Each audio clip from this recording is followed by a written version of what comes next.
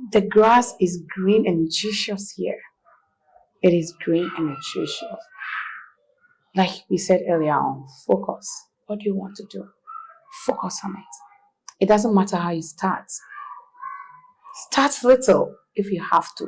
But every day, if you have something that you focus on and you keep building, it will definitely grow. People will see your effort. People will see your dedication. And not that people don't like to help. At times, they just don't want to waste their resources. But when they see the dedication, the zeal, the enthusiasm, the positive attitude towards what you are doing, eventually. Hi there, this is Doctor Eudorah kudiabor, the proprietress of Prince L International School. Remember to keep watching Kwaminat TV, like, subscribe, and share. See ya. You ready?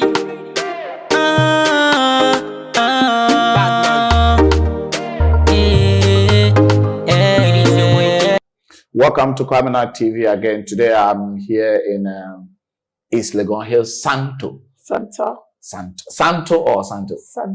Santo. On paper, it is Santio, but the locals here call it Santo. So if you don't want to get missing, just say Santo. Santo, so that they will direct you exactly to Santo.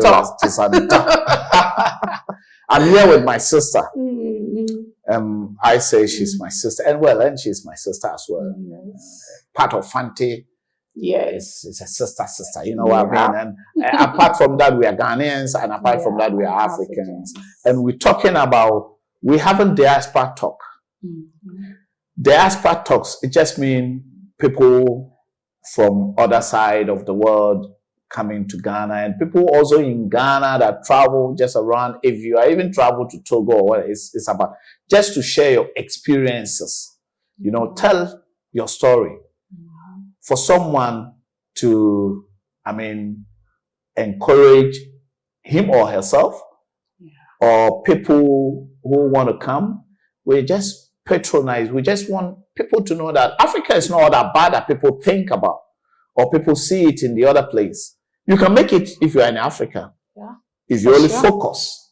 Focus, the key word. If you only focus, you can make it. That's all you need. Focus. If people are coming to Africa to make it, why you African are not making it? Exactly. You know what I mean? The whites are coming. The Chinese are coming. The Asians are coming. They are making it big. They are making it big. So why are you not making it? So then there's something wrong. Why are you looking into the other side to make it? Why do you think you can make it only if you go to outside? Exactly. I don't know whether I'm thinking maybe it's because of programming. It's because of programming. We all grew up seeing, thinking the grass, we grew up, the challenges. And at times, I blame our educational system. Learn hard so that you go abroad, you become successful. Yeah. So the program was already there. So even though the grass is greener, right where we are standing, I'm telling you, we cannot see it because we are looking far away, because our mind can only project what we were shown. Why will you have to take a plane before you succeed? Whilst you don't need to take that risk. Right where you're standing. There's no fight. Nothing. All the opportunities are All here. the opportunities are Then here. go through the vigorous, hectic procedures to establish a business here. You see, one thing that I remember, one thing that a Nigerian friend told me those days. He said, "Oh boy, Ghana, money lay on the floor. You know the sea. Why you don't travel? Oh boy, you know the sea." This guy came and started selling boat and knot, and now he have about 3 shops. And you see, it was 2014. I think 2014 or 2013 was that the first time I met this guy. He has about 3-4 shops. Focus, as he said. He is seeing the money. Okay. So why can't we? Sis, introduce yourself. All right. So this is Doctor Eudorah kudiabor. I'm a naturopathic doctor. However, I specialize in colon hygiene and medical nutrition therapy.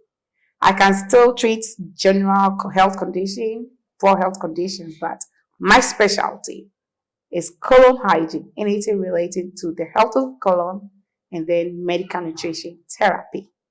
How to let food be your medicine. How to let food be your medicine. I love that. Yes. I want food to be my medicine. Like you said, it's all around us. It's all over. And you just have to tap into it and know what to pick, how to pick it, how to prepare it. You're going to show me a bit. No problem. You're going to show me. That's what I'm here for. So okay, so a doctor of nutrition. Food is Ziban. You see, food is one of the important things in life. Yeah. If you eat good, I'm not talking about eating good at the way people are twisting eat good is by going to KFC. Or is by eating fried rice. You know, here, what I've seen in Ghana or what I've seen in Africa is like eating pizza and not that means you are rich. Good living.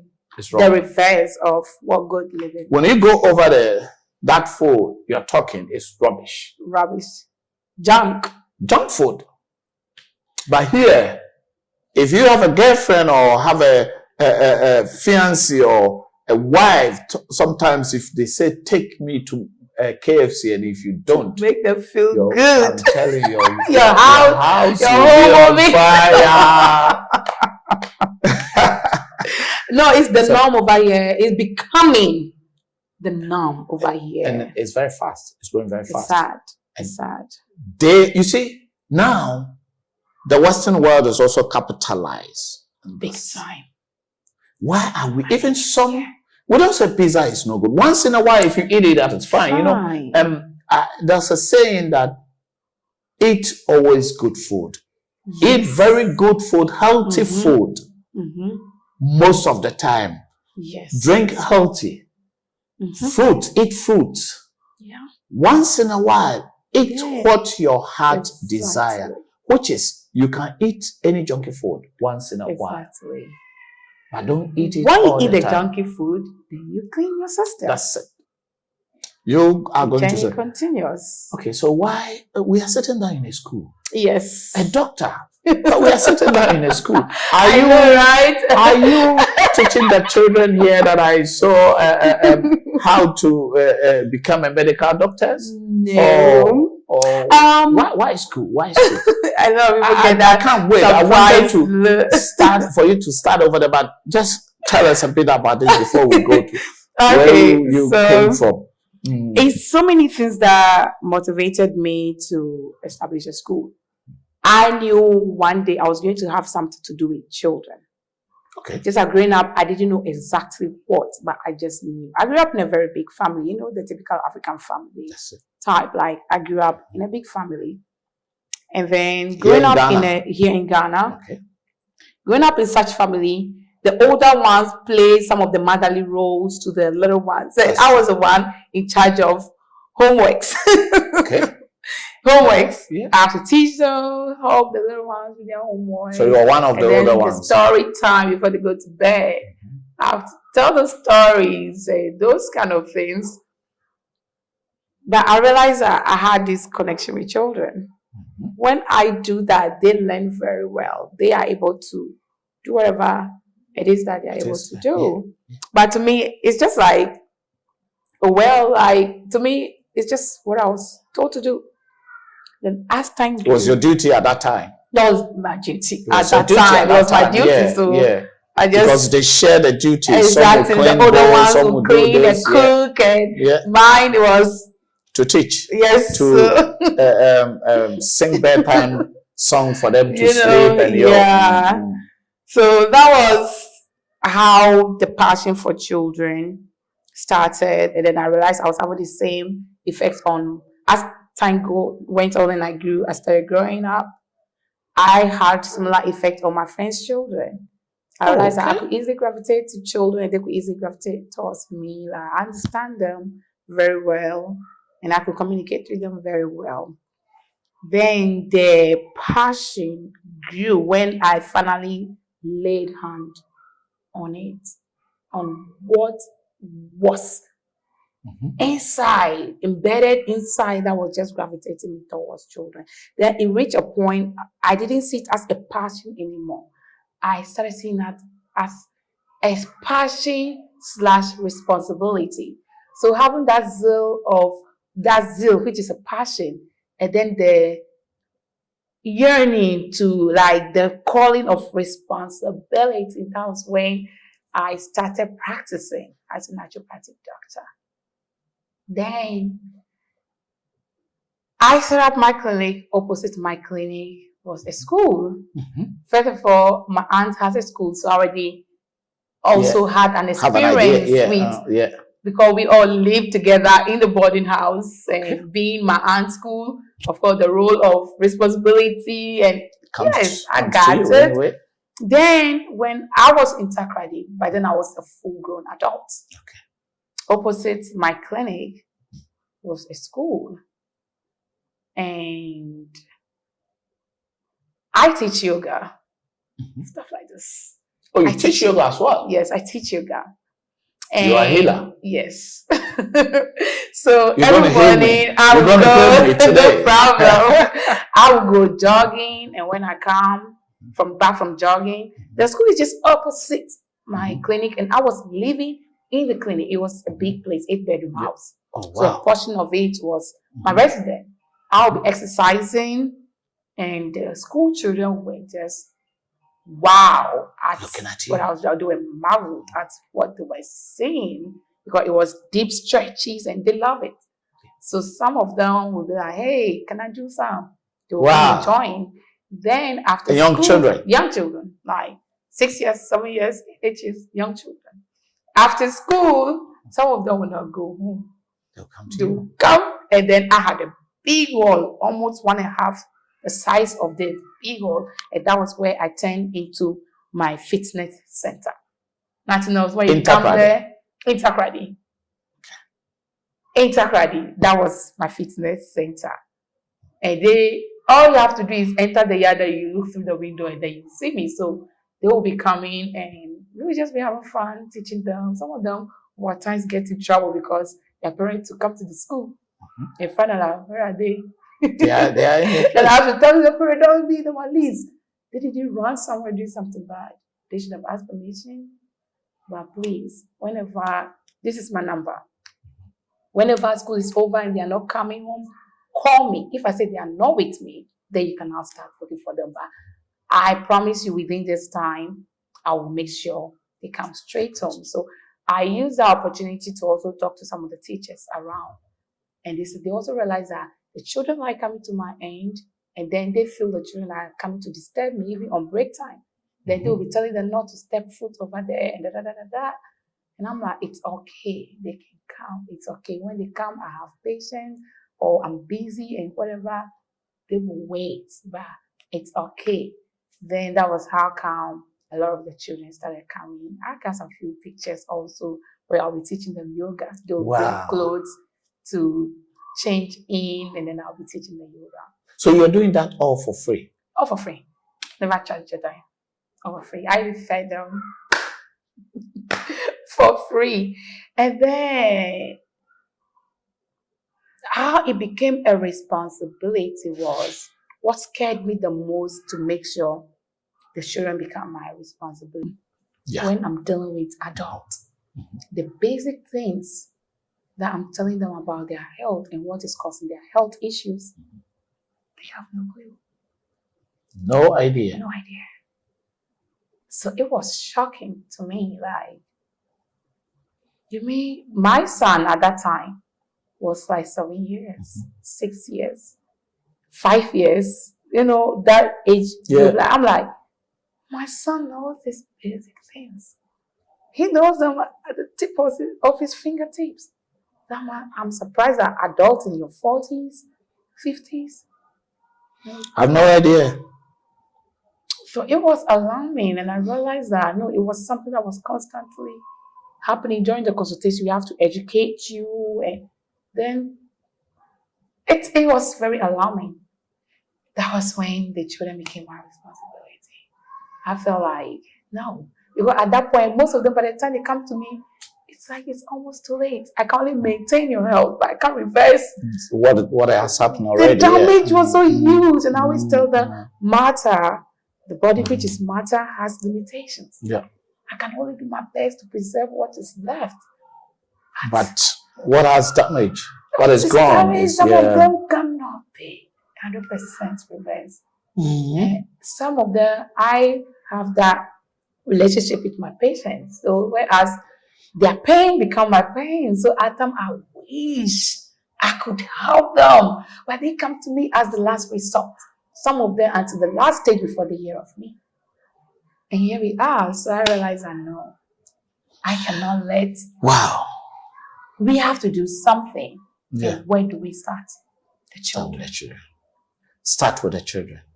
And there comes. Because they are the future. The vision for the school. I have to start with the children.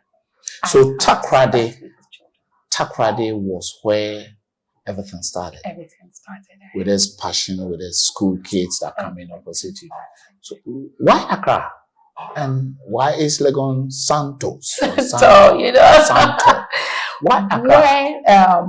Why is it that you didn't start in Takoradi? Okay, how many years did you spend in Takoradi? I was in Takoradi for like 5 years. 5 years? Is Takoradi, did you want 5 to 6 years? You went to school in Takoradi? Not really. I went there to establish a clinic with my ex. He's a chiropractic doctor. Okay. So when the relationship fell out, that was my home. My son was born in Takoradi.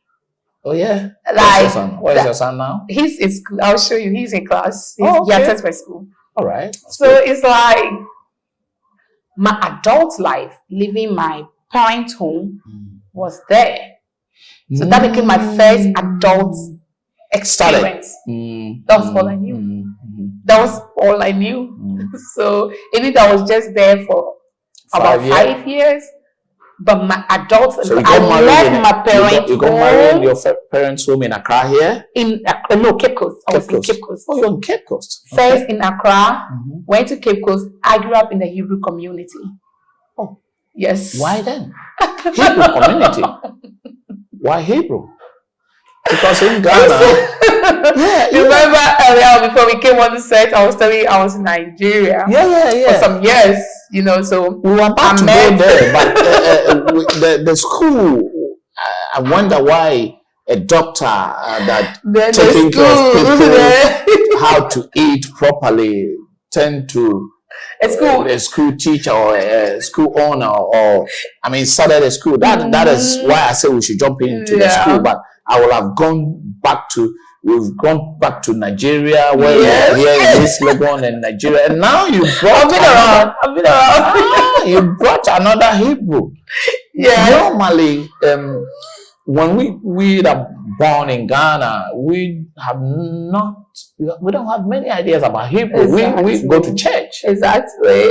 Or being a Muslim. Exactly. Even Hindu and all those things are not common here. No, so you being a yoga. Now why did I work for the yoga stars? So that is hey, African families are big. It's big, extremely big. Yeah. So the yoga part, let me answer briefly. Okay. I have an uncle who was a Hare Krishna. And because he had children and he was my favorite uncle, the children, my cousins. We grew up, I grew up in a house, my grandfather, he was a Freemason. So those days, the Freemasons are the few elite. Yeah, that was few. And they usually live in huge properties. Properties, yeah. So I had my uncle living it's big. It's huge, acres of land. So my uncle's living at this side and this family living at that. But all one family, all my grandparents' children. Oh. And then we have another portion that are so the auntie them or uncle them. Yes, even though they don't live as a close neighbor because the land is vast. Yeah. So you have to walk for like about 5-6 minutes to get to another section, and then you walk all the way in Accra? In Sogakope. In Sogakope, opposite the old police station. Okay. At the food house. And now it's in the town, isn't it? It's in the town and everything, but everybody has grown up and the place is basically just abandoned for tenants. They are living there for free. Oh God. Yes, so we see it as humanitarian work. They should leave them Sogakope. Holy Trinity. Yeah, Sogakope is if going to Aflao Road, after Agozome, after Agozome, then right. Sogakope have waterfall or no a nice it's river? rather the river and a lot of river, and they have like a beach resort. Yes, beautiful one, something like this. Cool I haven't been there place. because my friends have been there. Yeah, I grew up in that town, and so my grandparents, the last of my grandparents transitioned, and then I think I have a lot to learn. Where was your mom at that time? My mom basically was in Accra, but I was raised by my grandparents. She would come and go. So the people actually raised me were my grandparents. My dad was not in our life. So it's okay. We basically grew up with my mom's side of the family. So that is how come uncles, you know how it is. Uncles play the family they take the role. They take the role. So like we grew up with uncles, and I literally thought my uncle that was Hare Krishna. It reached a point I thought that was my father. I would lie to you because like uncles play the fatherly role because that's their sister's children. They can't neglect them. And that's how Ghana is anyway. That's how Africa is. It takes a village to raise a child. It takes a village to raise a child. So even though I was raised by my grandparents, it's not only like we had a lot of hands raising us. In our community, in African community, it's like your neighbor, your mom's neighbor, can even take care of you. If you fool around, they can ship you before they discipline you, and your mom will not. She will even appreciate them for disciplining. Of course. Unfortunately, that is dying away. It has died. It's not dying. It's gone. It's sad. It's gone because of I think we are in Ghana. So let's say Ghana. I think we are picking more Westerner. Big time. But even them, they want to come back to this. That is the frustration. So why are we? Don't you see that they want to come back to this? They want to live like how we were living. Then why do you want to like? Let me say a story about this. I met a lady who is learning. She's studying to become a social worker. And what she is telling me about what they are learning about is basically is good for the West. The Western concept. It's not good for us. No, we see it in the educational families. system. We see it in the educational system a lot too. No, it's not good. When she said to us, "Come on," I said, "But that is the law." I said, "No, this is a law for the West. Exactly. It's not for we." When a family, when a wife and a husband get problem, we don't go to court. We go to the elders, the family. The highest it goes to the pastor. Exactly. Yeah. Or the imam. You see, but you know that by the time you reach there, you know that the moment they come to you, so they have to come to me, and you have to rent a house for them. I said, come on, look. The moment you start that, then you are creating enemyship in the family. Just like that spreads the family. And this is what is happening here. Big time. It's running around. Yeah, so growing up in the Hebrew community, and you were asking me like how I got when I was in Nigeria, I met some people. I was younger back then, but I remembered our neighbors talking about Hebrew culture and those kind of things. So it kind of caught my attention. What took you to Nigeria? My aunt lived there. Your auntie? Yes. Lives in Nigeria? Yes. So after my grandma, which was the last of my grandparents, transitioned. Okay. The grandparents are like what holds the whole family together. So when the last one died, individuals have to go to various places and stuff. So they left that big land in Sogakope. Yeah. So my aunt came for me. My twin sisters went to our other aunt. Are you twin? I'm Octavia. You're Octavia? Yeah. Okay. Yeah, so my sisters so they literally, we can't have them here because my grandparents, their other children don't live in Ghana. And some of them don't live in Sogakope. And they want a better life for us. So for our grandparents not allow you to come for them. For us, while they were alive, no. They want to see their grandbabies all the time. But now that they are no longer no more. It's like our other aunts who are now in cities and the rest feel like they want better education for us and they want better life for us. So they'll be like, no, let me take this one. Let me take this one. Oh, they all have their favorite, who they are attached with and who they feel like. So that was how they shared those of us that were with our grandparents. They shared us. So basically, they divided you guys. They divided us. So you went to different places, and your twin sisters also went to other places. A time will come, we may come and visit this auntie. So a time may come, we may all meet at one particular, but we're never at one place for long. After a while, we all have to go back to our various destinations and things like that. So what's your twin sisters now? My twin sisters, one is a caterer and then one is a nurse at Trust Hospital. So they are in Ghana. Here in Ghana? Yes. Here in Accra? Here in Accra. And then our big sister, she's also in Ghana. Everybody is here in Accra. Is here now. Yeah, they may be in and out, but at least this is our abode. That's it. Yeah. So you went to Nigeria. Were you living in Lagos or where? I was in Seme. After Seme, we went to Badagry, went to Lagos, oh, so and you then went to Abuja. Seme. Yes. Was it the other border? Yeah. Yeah. Right between Benin and Nigeria. I used that route before. Yeah, because I've been to Lagos. Yes, I was in and Seme. Badagry is in the other side. Exactly. You got to the Badagry Express Road. Yeah. And then over there, we have families over there. So families means that, hey, she's all the way here. Oh, she should come spend this time with me. She should come spend that. And you know how families are. Then when you do something bad, go to your other auntie. Get out to your other auntie. I'm tired of you.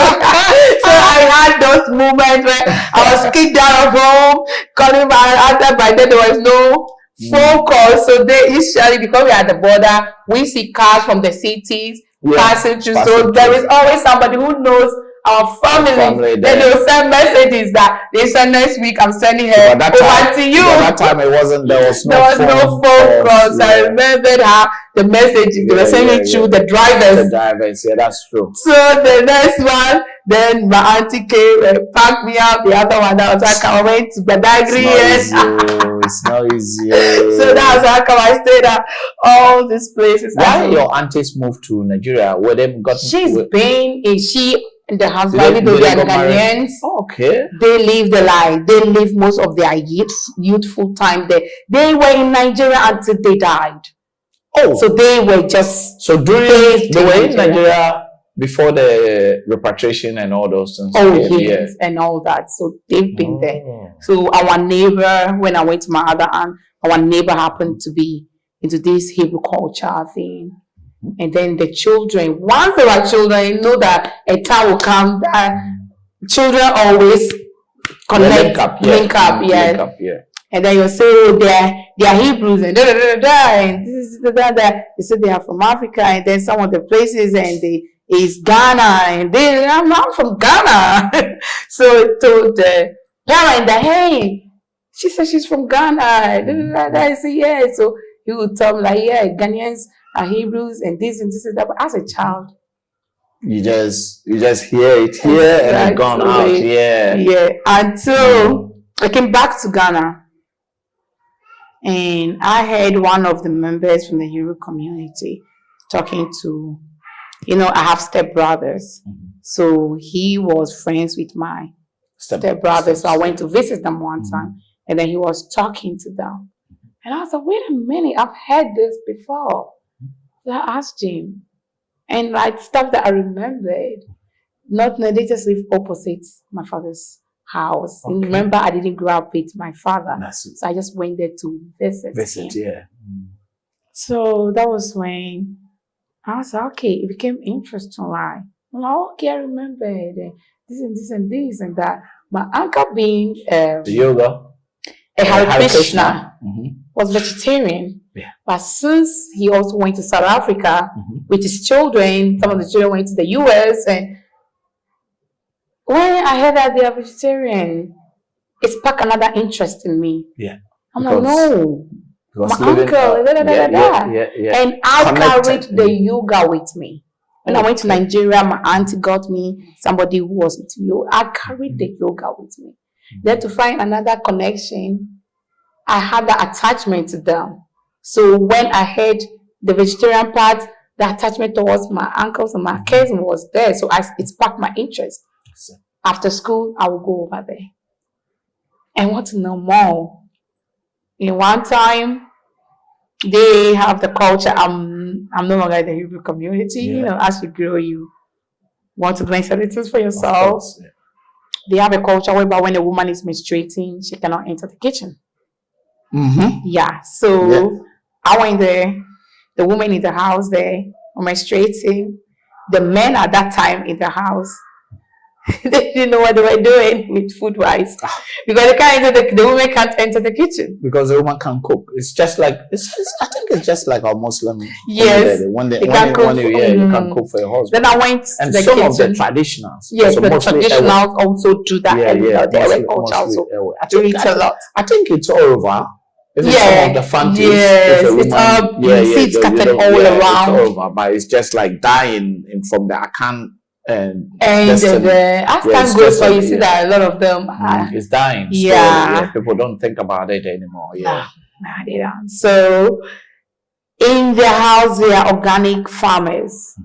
They grew mushroom, onion, fresh tomatoes, cabbage, cauliflower, carrot, all the type of vegetables. So I was like, the men had to go and play soccer.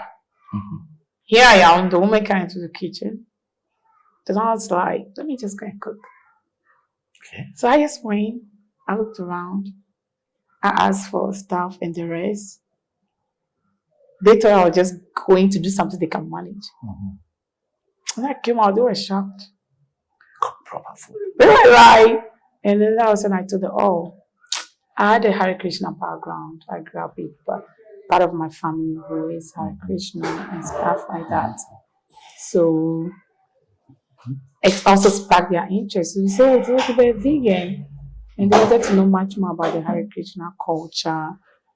And I was also teaching them how they can make some of our food taste, because these people, some of them are from the UK and some of them from the US. One from Liberia, the other one from Nigeria, one from Antigua, the one that ended up adopting me. The whole house was about 6 different, but majority were from the US. They called it nation houses, whereby any of them from any of the various Hebrew communities can come there and stay there for a short period of time, whatever mission they are on. At this time, you are in Nigeria. At this time, I'm back in Ghana. Yeah. So you joined the Hebrew So when I heard about the Hebrew thing, that sparked my attention. I approached, talk about it. Then that's it. So I made the food, and every day it just became. And now I'm until I was a minor by then. I was young, teenager, young. So their leader sent the person who was in charge of the house to go to my family, my blood family, and ask if I can join them. Guess what was the reaction?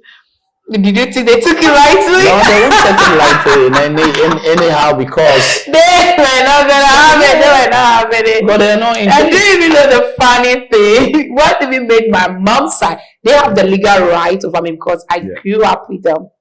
I was like 13 years or so, 14 years when I got to know about my real father. He was living in the same town with me. I remembered meeting him before when I was around 7 years, but he didn't reveal who he was to me. He gave me money and he told me his name. He asked of my aunt. But then even though we were with my grandfather, it's always one of the daughters. Even if you live with your grandparent, it's one of the aunties that is like the main strong one, strong one. So I run and see somebody gave me money. When somebody give you money, you can't just take it and go and buy food. We're not No. You just have to, And we were right in front of in our house is stores. So I was right in front of the store and he came and passed by. So I didn't leave our premise. He came and passed right there. And he called me. So I thought that maybe he wanted to ask her. He said, Mama, they're around. Or he said, He just said, how are you? I said, I'm good. And then he said, what's your name? I told him my name. He says, the dad around, your auntie around. And I said, yeah. He said, okay, all right. take this. I didn't even ask for his name. I was just so excited that somebody gave me money. So I just said, right, they gave me money. They said, who? No. He told me his name. Okay. Yeah, he told me his name. So that was how come the first time that something sparked, it didn't look right. Because usually, this is the first time people give us money. But, so what will you do with it? None of that conversation happened. Yep. I was like, so you put it down, you use it for your school books, or you use it for your snack. Okay. Like we would discuss ideas. So when you went home, what happened? When you went and how the money that's came, where I'm and you tell them that this person said he's called this, I gave him money. I was expecting the usual, what will you use it for? I said, okay, go and put it down there.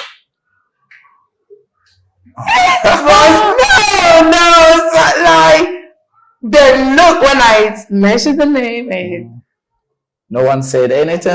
But that's never happened before. Usually they discuss it as what we will use our money for. They taught us how to save. So they will tell us the amount we need to use to buy whatever we want, and then the rest we need to. They didn't tell you anything. But it was buried in there. It was buried but those days you cannot voice it out. Yeah, you wouldn't there. It was buried in there until later on. A certain old lady that was a tenant in our house. At the time I came back to Ghana, I remember my grandparents had already died. So I came back to where we grew up in. Some of my aunt, the strong one, was still there holding the pieces together.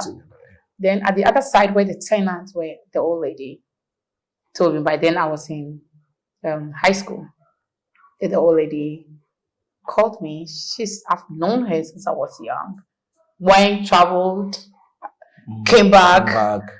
So she helped bathe us when we were babies. She's among of the family. Yes, just like she's at the tenant side, but she is welcome to our area at any time. Back home, those days, even if a tenant become your auntie, exactly. So away, she wasn't a threat to anything. But she called me and she said, "Sit down." And she said, "I heard you are going to start school." I said, "Yes, why are you going to start school at the only top class high school there's probably mentioned in is Gasco.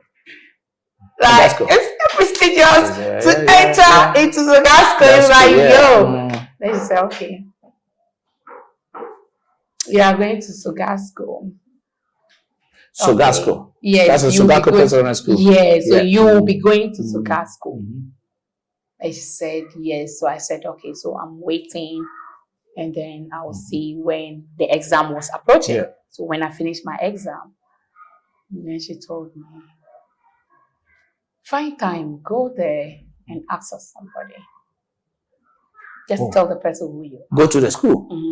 Okay. Ahead of time. Yeah. But then I was much older, so we now had the freedom to go to town and come back at a decent time. Unlike when we were growing up, that you can't go out without an escort. Yeah, like my grandfather wasn't playing that, like you can't even go to the tenant section of the property without anybody, an adult escorting you. Yeah. So there was a big playground, and my grandfather being a Freemason.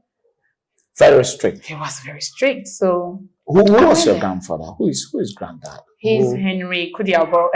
Henry Ahatefu. Henry Ahatefu. He's from the Alalo house. And was he one of the? Because mostly, if grandparents become so strict, either they are highly educated. He was highly educated. One of the working from the government or something like this. Yeah. I don't know much of his background like that because he died when I was very young. But I just know he always had this. That was the first time I see people wearing coats. And they were always looking different. They don't dress the typical traditional. Yeah, because you say he's a Freemason. So they were different. What sparked my attention when he died? My grandmother was not allowed to bury him. There was a big war. Because of we just saw this being he was his favorite grandchild, and they said grandpa is dead. They brought him in a car. Those days cars were not even common in that town. So when they brought him and they say he was ahead, they are talking about he's in the car. So I went to the other east side of the gate, stretching my neck to see if he was hit by the car. So they get inside, but I was You would feel like I was young, but there was tension in the environment. I didn't understand. There was tension. My grandmother she's a lovely person, but you could see there was tension. And then you see in one of his offices, you see men gathered there arguing. These are Wow. and the things you Yeah. it's a little stuff. Up to now, some of this is like superstitious stuff that. Yeah, you can. Yeah. And up to now, I wish I world, could approach some of my uncles and ask them, like, is it true? Is it true he has to remove some of his fingernails? Because we heard stuff. We heard stuff. Up to now, it's still, my twin sisters, we all ask those questions. Is it true? We've heard stuff. We've heard stuff. Up to now, we don't know who actually buried my grandfather. I'm talking about my mother's father, not like it's we don't know who buried him. When people die in the family, go to the funeral, we know where that person is, but we don't know where they buried our grandfather to date. To date, we don't know. It was strange. This is another story for another day. These are some of the stuff that. And the old lady called me after all that. I came back to Ghana. When I went, then he told me, yes, I know who you are. He told me, yes, I know who you are. But when you went to the school? Oh, he knew me very well. He reminded me he gave me money before. Wow. Then so probably he's been seeing you, but without saying anything. Yeah. Because he lived in the same town, isn't it? He said, so you watch your movement. Coming from my mother's side of the family, my grandfather is a Freemason. Yeah. So he told me he was threatened. He told me he was threatened not to dare step foot around that area. Not to even dare. So and not knowing after he gave me the money, they went after him. Oh. That you shouldn't dare. Again. And those days, my father is a Fanti and a Khan. Yeah. And then my mother is an Ewe. The distance, my mother from the royal family, from a different tribe. Father from royal family, from a different tribe. Yeah. Who sent to cash. So that seed. But your dad also living in a different environment. He's not in the Fanti, he's in Ewe, so he has to be careful. So he had no choice than to just quail. Yeah, back up. He said, I remembered him telling me that I happened to see his mom before she died. The Queen Mother, like before she died. She came over when I got connected. She called the mom. But then they were phone where you go to call centers. Yeah, so she came to see me before she died. And my father was telling me when he wanted to claim me. Take care of you. My grandmother, they just didn't have it easy. And like you said, that's not their town. No. He has to back up. From there. He has to back up. Because the stories that we hear about Ewes and, if you get married to them, it's not like, I think there were some restrictions, but now for me, I think it's just a sticker that they label it on some because you could meet anyone, and even now some tribe don't want to get married. The reason it still happens. Yeah, there was some video that there was some issue. That's one of our superstars or one of the prominent girls or actors. There was some issue about getting married to Ewe and the mother said no. Exactly. The light-skinned girl you saw she said when she was going to marry the Ashanti guy, the mother said, I will never allow you to marry. Well, it still goes on. I don't understand, but it still goes on, So if we Africans or we Ghanaians are even dividing ourselves, what about the people? If a white man comes and says you are a black man, racism. This is racism, big time. No, this is racism. I don't see it. So there's a lot of things that we don't know about it, and there's a lot of things I think we need to learn. Big time, we need to. If we want Africa to be borderless, and let's say we are in Ghana, so even in Ghana we can't be borderless. Imagine. In our minds. In our minds. In our mind. In our minds. This one is somewhere, this one is gone, this one is this. If You we know, can the be one. tribalism and all this kind of stuff. Keep watching Kwaminat TV, like, subscribe, and share. I'm still the English football. We are still here. I'm still here with my sister. And, you know, as I said, we don't do interview. We have a conversation so that people will. There are so many things that we will learn from what we're talking about. You know, in terms of even traditional and in terms of tribalism, that we should stop this tribalism. So when you go to white man's land, they say you nigger or you black man, where you go back to where you come from. For me, they've told me some before. I remember that I was working with a certain guy in Germany, and he told me that, come on, go to where you come from. And the funny thing is, that guy is not a German, he's a Turkish. I was doing the same thing when I went to one of my trips to Israel. He's not a German, he's a Turkish. One of my trips in Israel, they usually told me before. And the Meccas. You see, so we've been experiencing a lot of things. I'm telling you, Ghana is beautiful. You need to stay in Ghana and make it. Ghana, you can make it big time.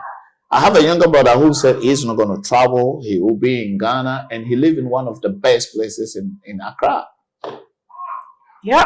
All you have to do is to focus. Sister here hasn't traveled to Europe, but look at what we're sitting down in her premises now.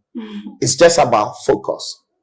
She's a doctor, and now she become a school owner. It's not that she cannot practice her medicine. She has her own practice before. I still practice. I still practice. But she's doing 2 jobs at the same time. That means she want to get to where she want to get. Keep watching. Sis, let's go. Let's come back to the school. Yeah. To the school. Now you have a school. So how many people do you have here in the school now? I have 83. 83? How old is the school? How old is the school? The school is 3 years. 3 years? But you have 83.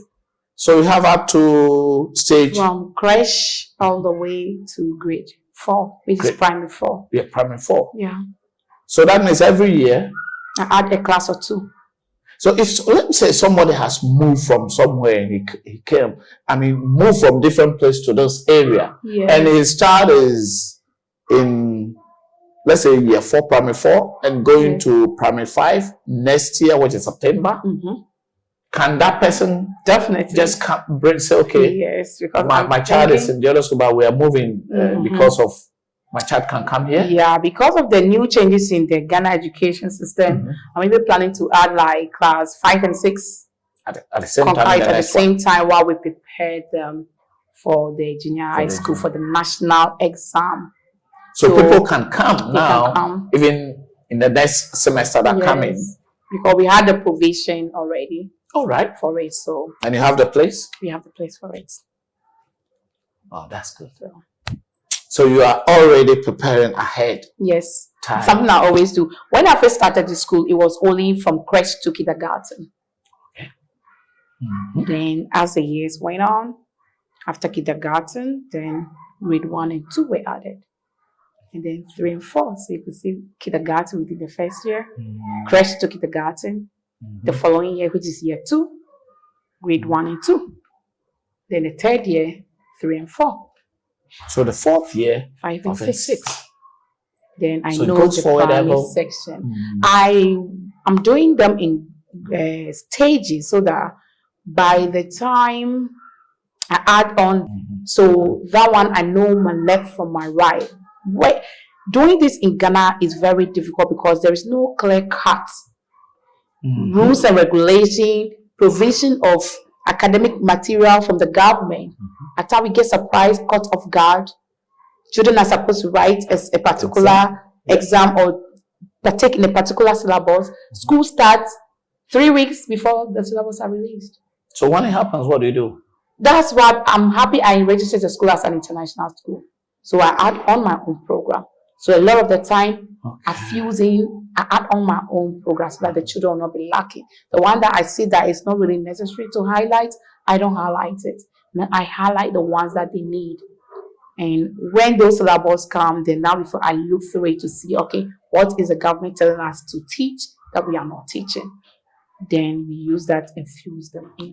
So the syllabus, you said the syllabus. The syllabus comes from the government. Does it comes with any notebooks or something like this, or no, no, they will just send. They'll just send the list. What the do you want ones to teach? that we buy a photocopy, and we buy them. You buy from them. Given, but we buy from the government officials, individuals. We buy. They make photocopies. You could see that they are making a copy from a master book, but you buy a few pages. And why is it that? And why is it that?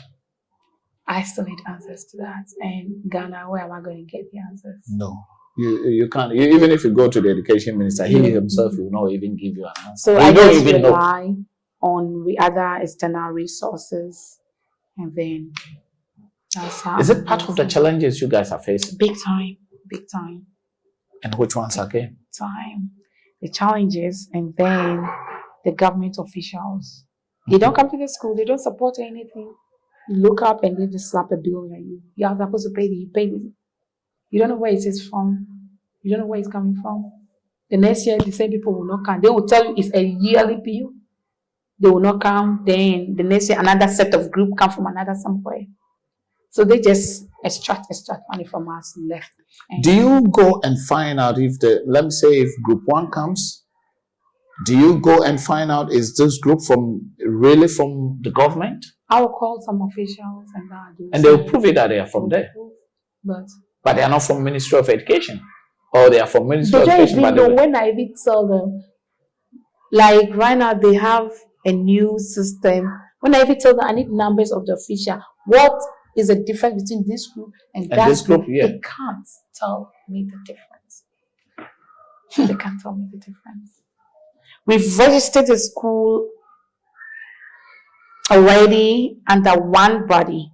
Now a whole new body came, and without registering the school in there, you can't even open a bank account for the school. And okay, don't worry about the 350 Ghana cedis or the 400 Ghana cedis you guys took from us. What is that used for? They can't say. So why do we now have to pay NASIA? That's what they call it, NASIA. Again, re-register with NASIA. What about the registration we did? That you did with the Ghana Education Service. And this is not it. Other officials are there. Wow. So it's just all year round. Is it a frustration? It just frustrates you.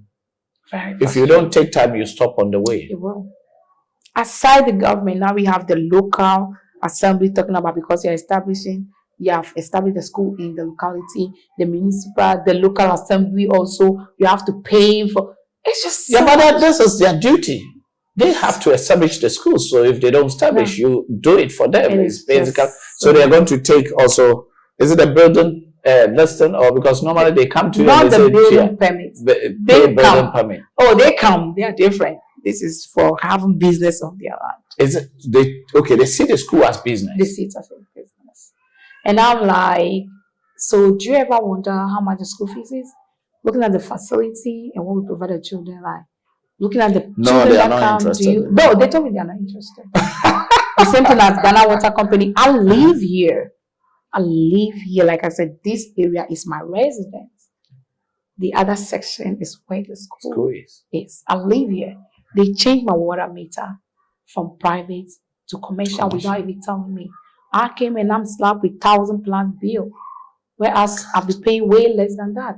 What happened? I called them. Oh, we changed the meter to commercial. I'm Naba. Did any of you approach me to find out where I live? This is my home. I live here. Oh, yeah. Okay.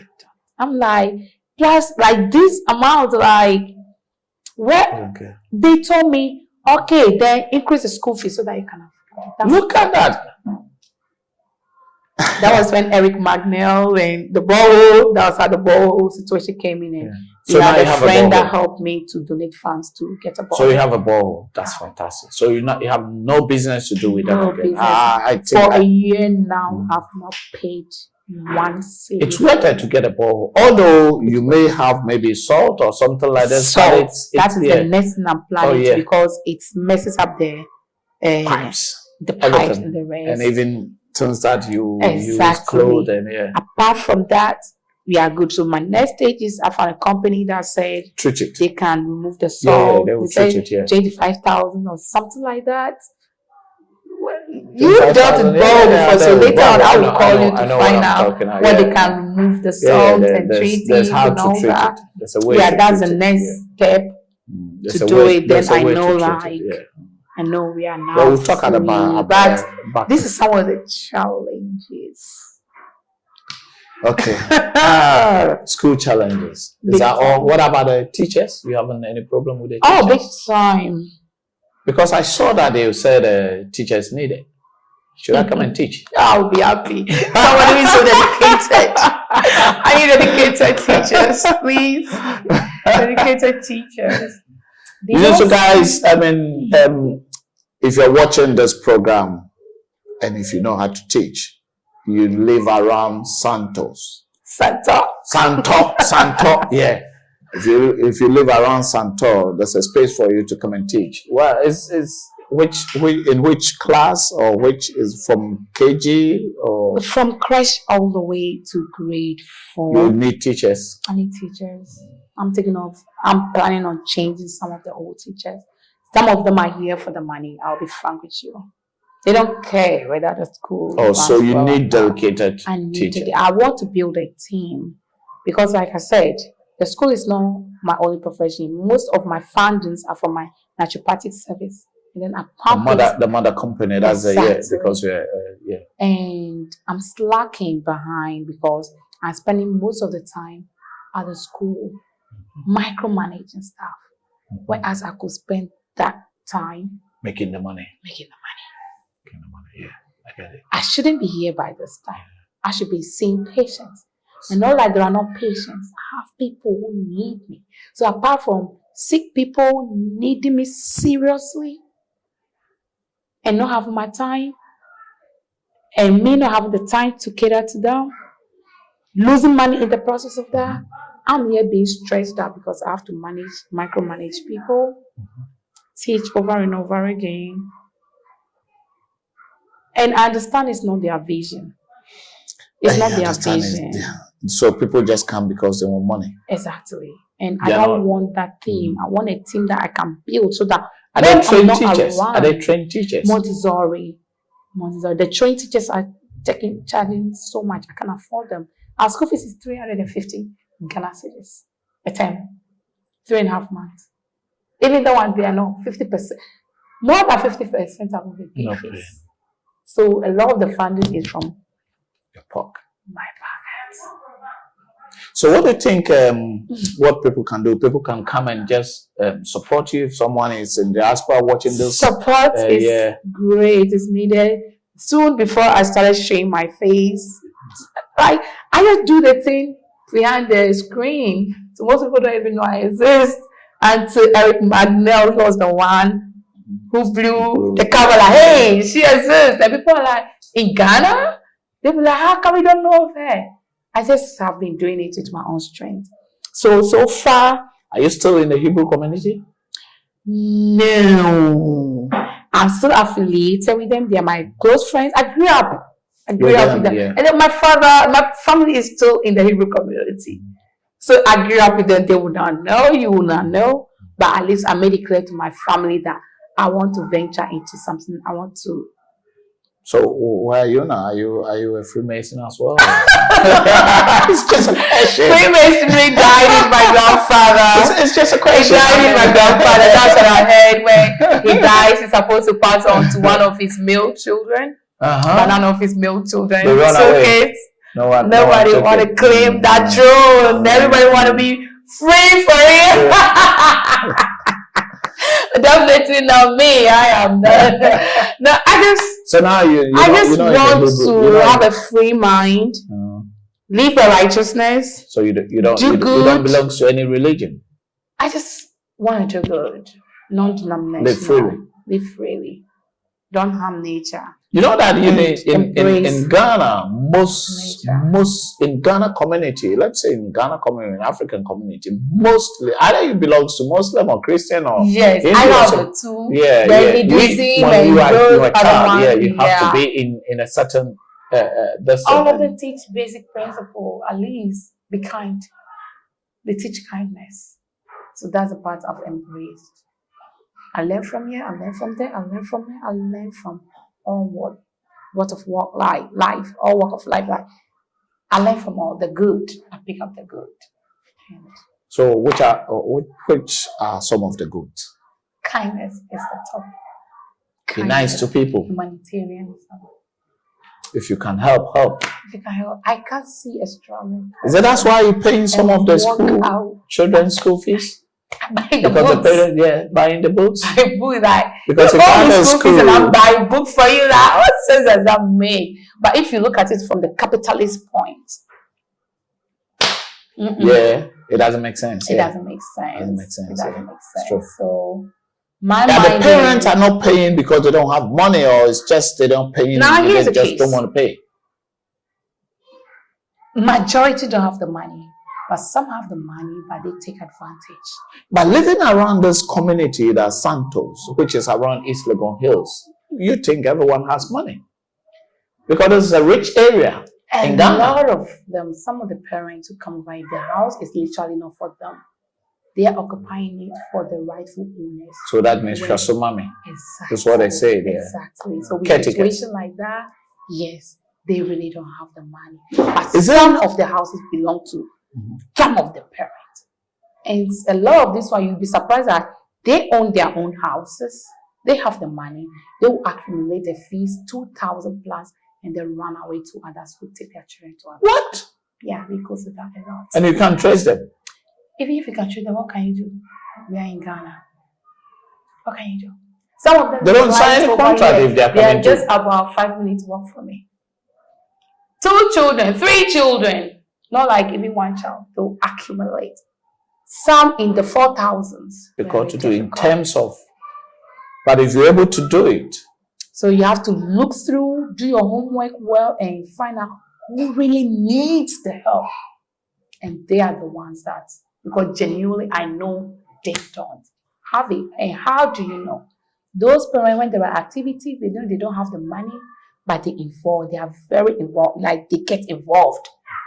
You need extra hand, you need this, or you need an information to go and help you out. Yeah. They are involved. You could see that they don't have the money, but the little they can give, they use their so their those body are the ones. But the ones that have the money and are just taking advantage, they don't even lift a finger to help you. Because if they want to help, they will have even bring their money. Exactly. So that's so it means that they don't want to help. Yeah. Challenges and how I get to know who is who and who is yes. And who so is for you and who is not for you. Yes. Exactly. Do you have a school association, parents association? Do you have that one? For the school, yeah. We have basically it's dead. You don't call for meetings? We call for meetings, but they rather find the school, you add $1 or whatever to any bill and they will chop off your head. So you it's there, but no help comes. So you basically, what you are doing, you need help from brothers and sisters from me. Yeah, people from Ghana here which they can help. And also, you need help from like diaspora. Yes, a lot of them. I won't lie to you.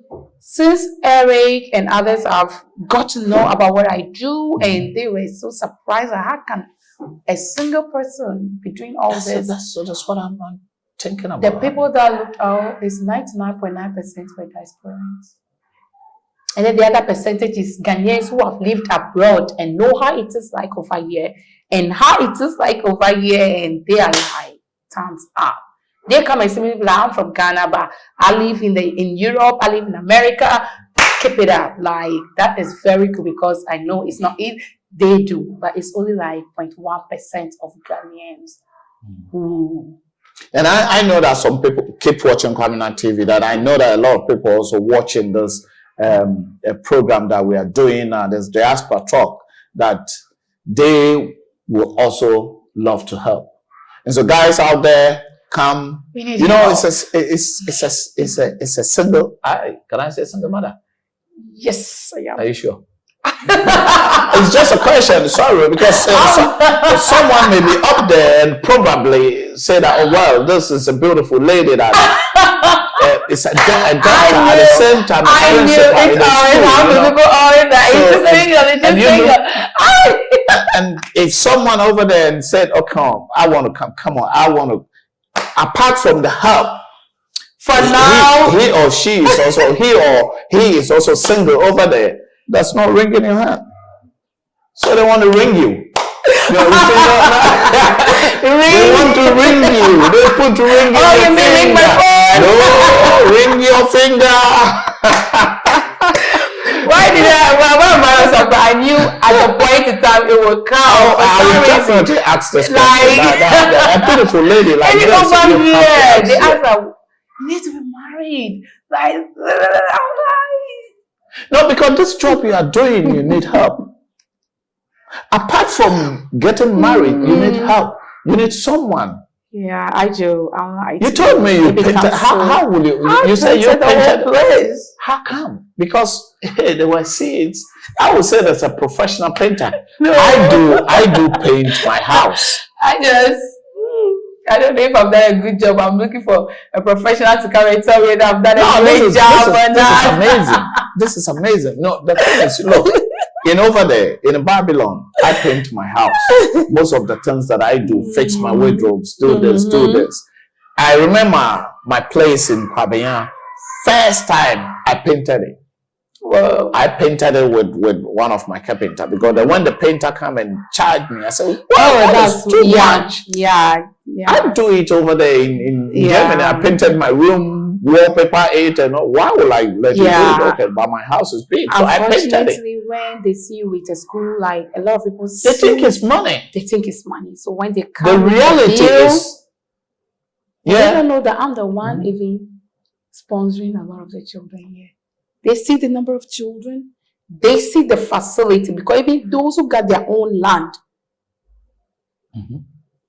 the facility is not like this.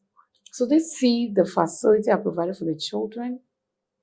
They just feel like, some of them even told me like, at first I didn't want to approach your school. I thought you charged in dollars. Yeah, because the school in Santos should be in dollars. Because there's British International School just around the corner, which they charge in dollars. Yeah.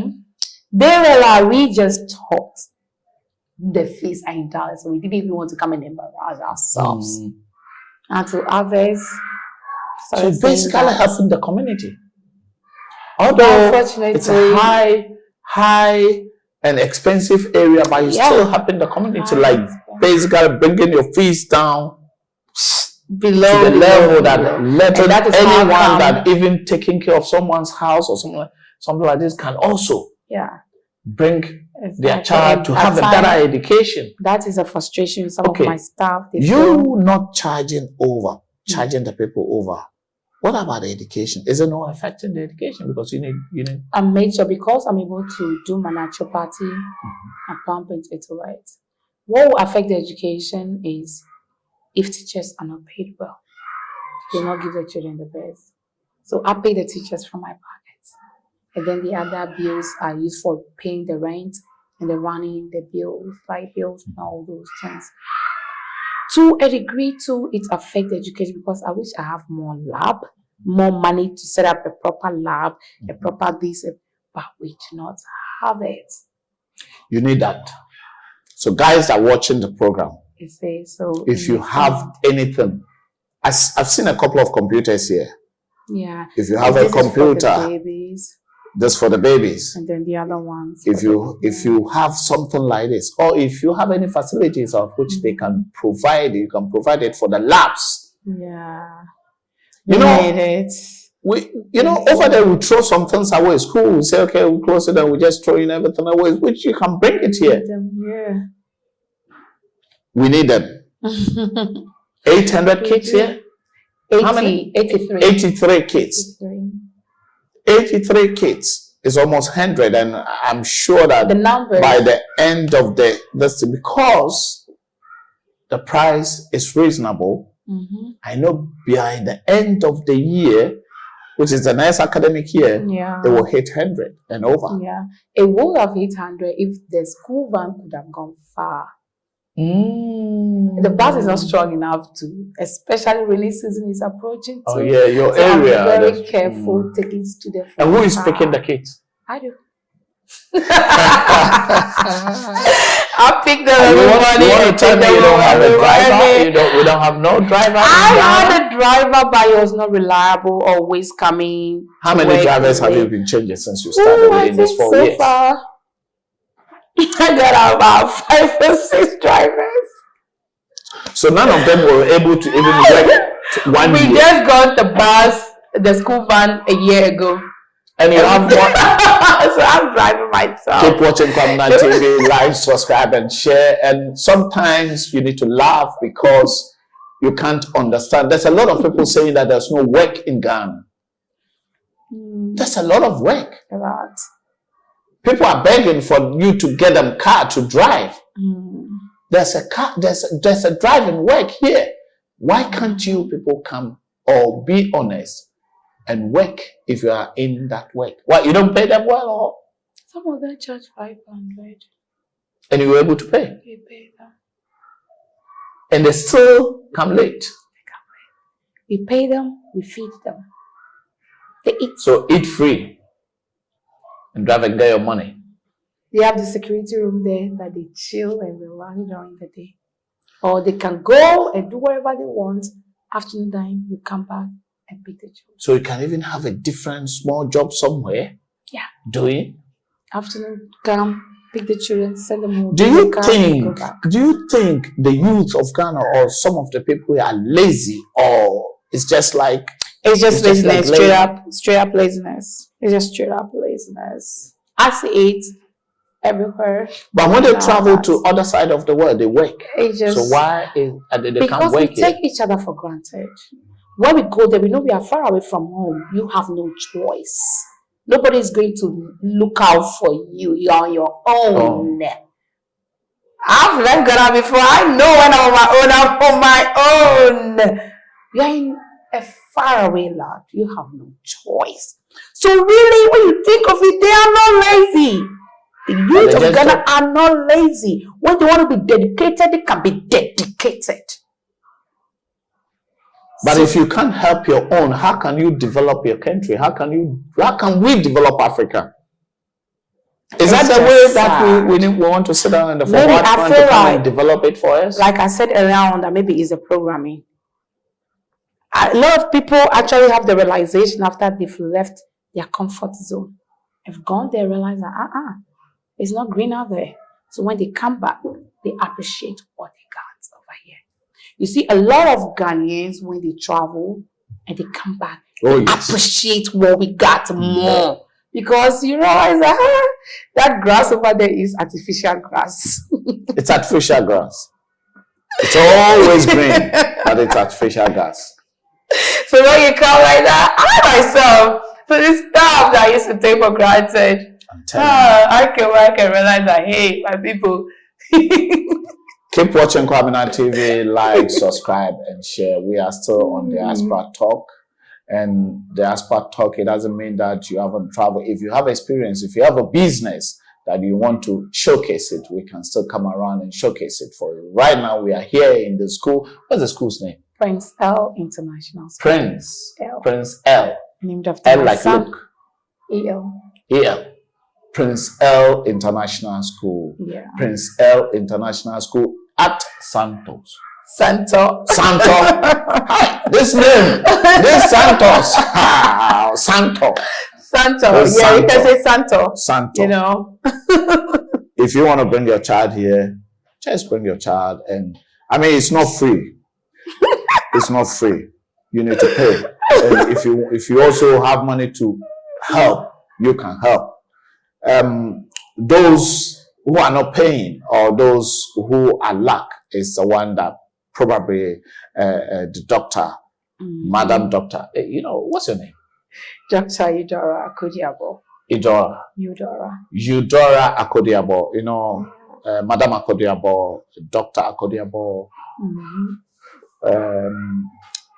who is owning the school and basically helping other people. It's basically charity, because you can't have a school and 50% are not paying, and you're paying, doing your own doctoring work and bringing the money here. It's basically charity. That's why I said, if you can also help, $2, $3, it helps. It really counts. just help. There will be a number on the screen, her number, if you want to call her and give her help. Bring lab equipment, laptops, anything at all. Even the school chairs. It's not easy. I know what I'm talking about. But she's still, and you know, it's in Accra and it's in the city. It will be difficult for someone to take her child or his child far away. All what I want to say, that if you want to help, if you can help, please do.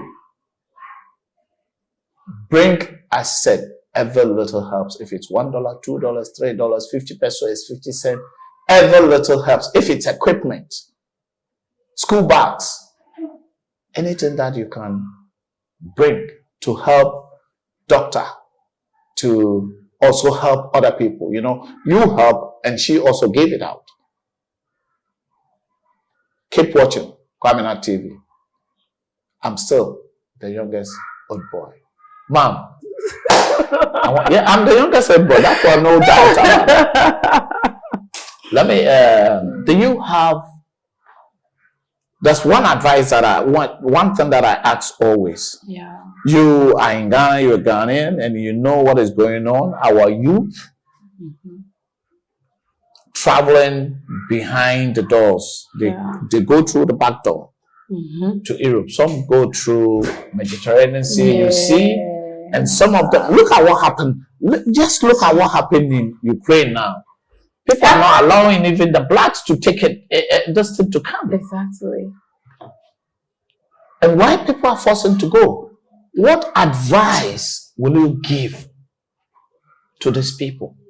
Those who are planning to travel to the other side to see the green patches, whilst people are coming here to work. My thing is, what advice do you have for me?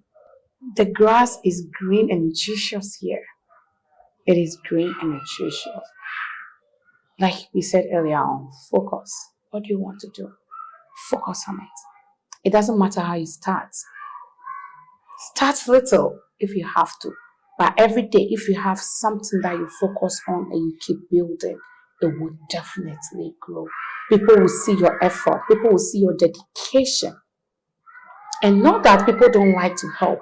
At times, they just don't want to waste their resources. But when they see the dedication, the zeal, the enthusiasm, the positive attitude towards what you are doing, eventually, like I'm here with you, eventually, somebody will come, because you've already lifted up the load to your knee. Somebody will now help you to put it on your head. We can make it here. There are so many opportunities here. The freedom to even establish yourself is much more higher here than wherever they feel they are going to. It's not promised. The grass may not be green there. Like I said, the grass may be artificial. Nurture where you are. Nurture it. Water it. And you will not regret the fruits that it will bear. That I guarantee. I started with nothing. But the passion, the focus, the zeal is what keeps on pushing me. I enjoy it. Do something that is of passion. That one, when you are doing it, you enjoy it. You enjoy it. Let's build our home. Let's build it. This is where the resources are.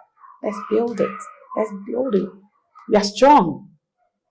Hardworking. Let's just be dedicated. Let's be dedicated to what we do.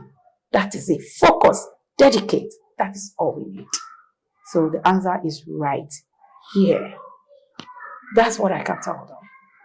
And I'm saying that I always say, if I do a program like this, you know, youth of Africa, for you to go through Mediterranean Sea.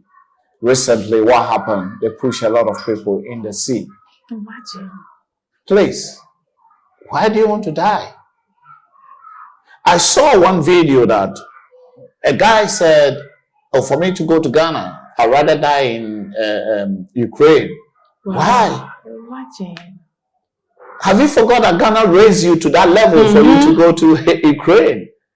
You see, people don't think from where they come from. We need to think about where we come from, the comfort zone. Being in Ukraine, one, the weather doesn't favor you. Come back home. You don't even know why this thing happened. Probably God is just bringing you home. African is bringing you back home to establish you in the other way. Why would you say that you won't come back home? There's a video going viral there. If the guy is just making it just to get viewers on the social media, that's fine. But I'm telling you, I will not die. I will come back home. Hey, when you wake up in the morning, if you don't have even one cedi, one password in your pocket, before daybreak, you'll find something to eat. Oh, yes. That's the most important. The nature even provides it already. Just go to the bush. Go to the. You see those green leaves with the pink flowers? That's food. You know now. You know. Harvest this. You will eat. You will eat. Wild fruits growing around. You will eat. Go to the beaches where the coconuts are there. You will eat. You will eat. One thing. There's another one. This thing goes to the ladies. There's beautiful African queens. I say African queens traveling to Middle East. Yeah. You know much about it. I don't have to say much. A couple of years ago, Canada, Japan, even I say it in all my programs because I know that he voted a lot of money to go and bring down what's about $200,000. The government was doing some. Those money can make impact in Ghana, but when they got there, Ghana has no choice but bring them back home. What do you have to tell them? But people are still going the same place. I'm really feeling like it's still the brainwashing. So what can the people do? Is it that our government, the education are not going well to or not preaching more into their head? Or are we too greedy to get everything at the same time? Everyone, or people are showing up, or people are not cutting their coat according to their size. All that. Because everyone wants to build a house. All that. When we went to Europe those days, the first thing, I went to Europe to get one Nissan oven. Those people who know oven will know, because now oven doesn't come again, it's his and all those. That was my aim. I end up, I have buildings, I have house, like I have acquired a lot, but I'm still there. So people think, oh, why are you still there? I keep on saying that it's not because I'm there, it's because of the money that I'm getting there also. It's because it's like my whole life has been there. Exactly. So you got. At that time, Ghana was different. It's not like today. And at that time, Europe was also different. Okay. Now, Europe, it's hard. It's extreme hard. Even the corona has made it worse. You can't move anywhere without having correct papers. Wow. So why? Why just... Guys, it's a lot in Ghana. I'm not going to say much. I'll just end here. And I want you to say hello or shout out to one or two friends that you know over there. Anywhere in the world. I guess you know a lot of people. I know a lot of them. Yeah, you live with some I know Americans. Are you sure they will not crucify me for mentioning some? And they can come for me. Don't come for me if I didn't mention your name. You know, I can mention everybody's name. At least you have 2 or 3 people. I cannot mention everybody's name. The top on the list, you know yourself. Amy Lelaine, I wish you come back to Ghana.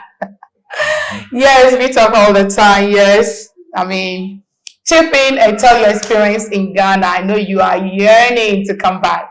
We are looking forward to having you in Ghana. And basically, when we leave it there, Amy Lelaine, I want all the energy concentration to go to her. She has lived with me. We've lived together and everything. We share the same ideologies and all that. Amy Lelaine, then come and talk. Come and share your part. So please, yes, come. Okay? Where is Amy now? She's in the States. Amy in the States. Which part of the States? She's in Tallahassee. Tallahassee. No, she's not in Florida. She's in Florida now. Amy in Florida. She's Ghana in Florida. is calling you. Amy in Florida. Ghana is calling you. They say we should leave all the energy on you. Yes. So we are leaving everything today on is you. your day. Amy, come. Ghana is waiting for you. Keep watching Kwaminat TV. And this is Diaspora Talk. If you want to speak to us, just grab the phone number or WhatsApp us. WhatsApp is the best here for Instagram is anywhere, TikTok, wherever you want to send us message. It's Kwaminat TV. Kwaminat TV. KWAMINATTV. Keep watching Kwaminat TV. I love you all. Thank you very much. Thank you too. Thank you. You did well.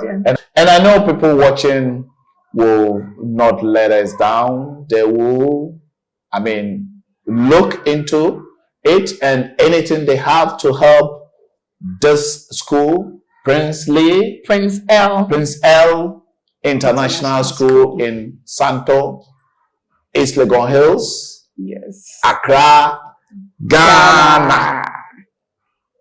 You come and help because good people like her, it's very rare.